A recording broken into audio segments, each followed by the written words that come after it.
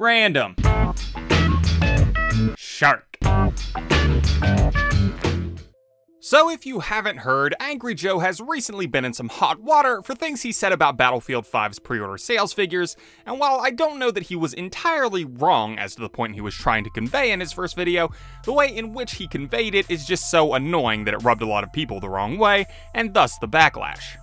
No women in World War II, in my fictional World War II. Ha ha ha to EA. Victory for not my battlefield, hashtag MAGA, red hats. Victory for against social justice warriors.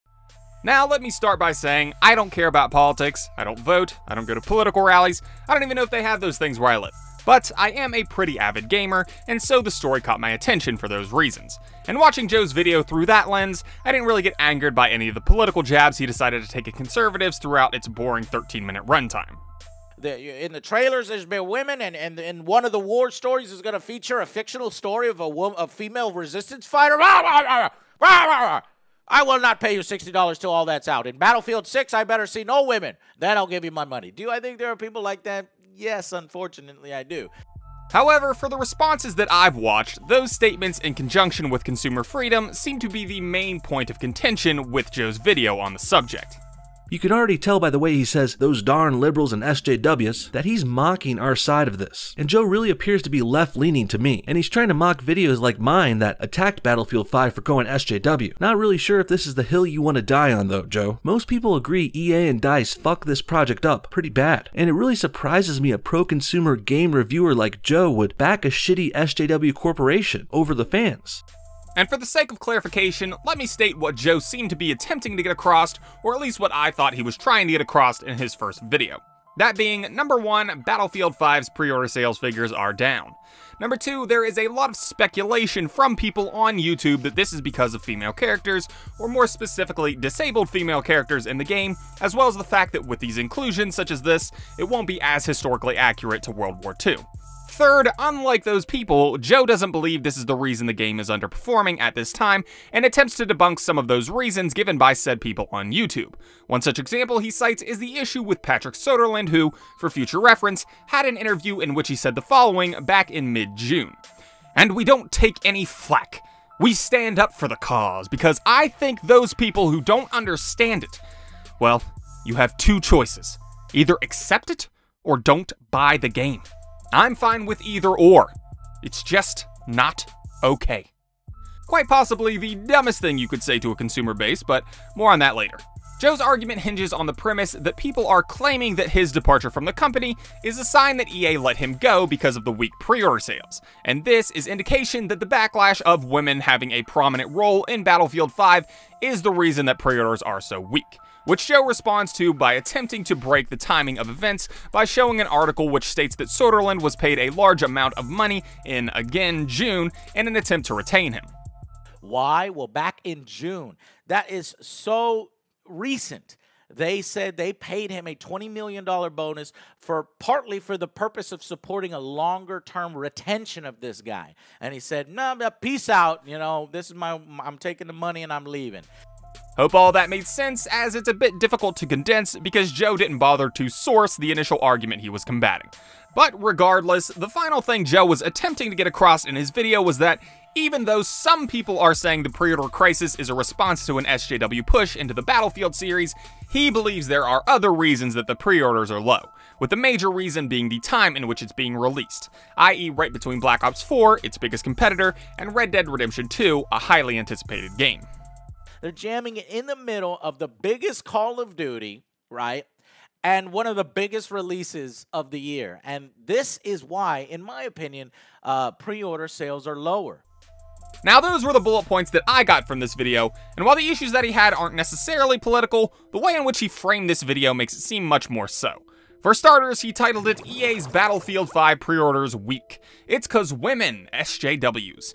With a title like that, you're going to incur some political attention, obviously, and if he didn't want it viewed from a political focus, as he claims... But, you know, I'm a reasonable guy, and after I made that video, I was like, man, I didn't really frame this right. You know, I basically, you know, I baited a few people because I had that thumbnail, and that thumbnail said, you know, it's social justice warriors are ruling Battlefield, and it's because of the women's. And even though I do think he framed it very poorly, there's one thing that he got accused of several times from several people that I watched, such as Rags, and that was Joe being pro-EA or anti-consumer. Maybe I should smile at the notion that this is a win for consumers over a corporation. What a thought that is. But I tend to side with consumers first, Joe. And I try not to let my personal attachment to a series get in the way of that. And I don't really see where that sentiment is coming from, especially when you consider Joe's opening statement. Well, EA, you done f***ed it up again.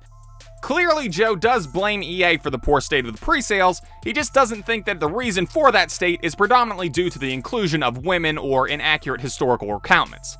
To my knowledge, he didn't say you should buy Battlefield if that's what you're upset about. He just said that EA's cutting the legs out from under a franchise he loves with its press, coverage, and time slot. Now, admittedly, he did spend too much time attempting to discredit quote-unquote conservatives who were rejoicing in its poor pre-sales, but I don't think he went anti-consumer even during that phase. He just thinks that people are celebrating a victory that they didn't really earn. But either way, for me personally, I think it's interesting to see yet another horrible PR showing for EA, who's had a long documented history of them, and I wanted to talk about it a little bit. And for my opinion on the situation, beyond Joe's involvement, I think EA is entirely to blame. For starters, the comment from Soderlund is just moronic. You're gonna say that type of thing in an interview? How stupid could you possibly be? It's like the Don Matrick situation all over again, but even worse.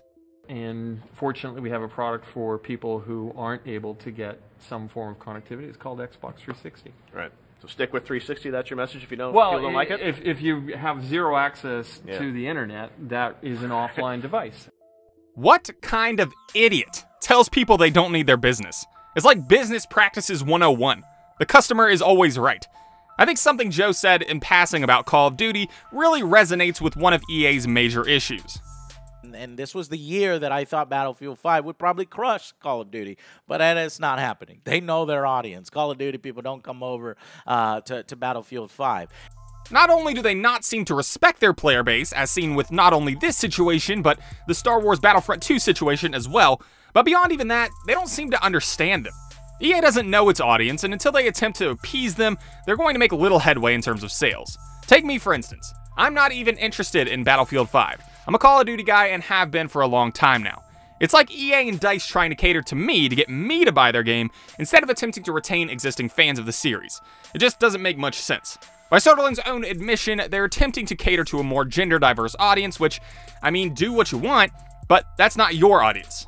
According to this article I found, from 2017 mind you, but still, broken down by gender, 7% of first-person shooter gamers are female. And I know some people would claim they don't play these games because of a lack of representation or something, and I'm not going to debate that here, but either way, EA is appealing to the minority of its player base and not the majority. And I mean, I don't know what the majority wants, but so far, they don't seem to want Battlefield 5. Anyways, that's the video, guys. Like it, don't like it, let me know. As I said, I tried to steer clear of politics, but in the way that it was presented on YouTube, obviously I'm gonna have to dip my toes into it a bit in order to discuss the topic. Like I said, I'm not even a fan of EA, or really even Angry Joe for that matter. I just think this is an interesting topic, and I'm hoping EA doesn't completely fuck the next Dragon Age, because Inquisition was awesome and really got me into that series, and I'd hate to see it die along with Mass Effect. Shark pride for life, bruh.